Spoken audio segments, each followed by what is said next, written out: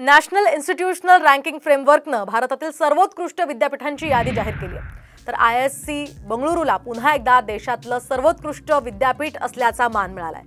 दिल्लीतील जवाहरलाल नेहरू विद्यापीठ म्हणजेच JNU हे दुसऱ्या स्थानावर आहे। तर केंद्रीय शिक्षण मंत्री धर्मेंद्र प्रधान यांनी देशातील उच्च शिक्षण संस्थांची नवीन रँकिंग यादी जाहीर केली आहे। त्यामध्ये जामिया मिलिया इस्लामिया म्हणजेच JMI हे तिसऱ्या क्रमांकावर असल्याचं कळतं।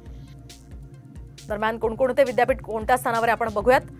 भारतीय विज्ञान संस्थान म्हणजे IISc बंगळुरू हे विद्यापीठ सर्वोत्कृष्ट आहे। त्यानंतर नंबर दुसरा लागतो जवाहरलाल नेहरू विश्वविद्यालयाचा। त्यानंतर तिसऱ्या क्रमांकावर आहे जामिया मिलिया इस्लामिया दिल्ली। त्यानंतर Manipal academy of higher education. त्यानंतर बनारस हिंदू विश्वविद्यालय BHU वाराणसी। त्यानंतर दिल्ली विश्वविद्यालय दिल्ली। आज आमदार बच्चू कडू मुख्यमंत्री एकनाथ शिंदे यांची भेट घेणार आहेत। तर या भेटीमध्ये ते दिव्यांग आणि शेतकऱ्यांच्या प्रश्नांवर चर्चा करतील।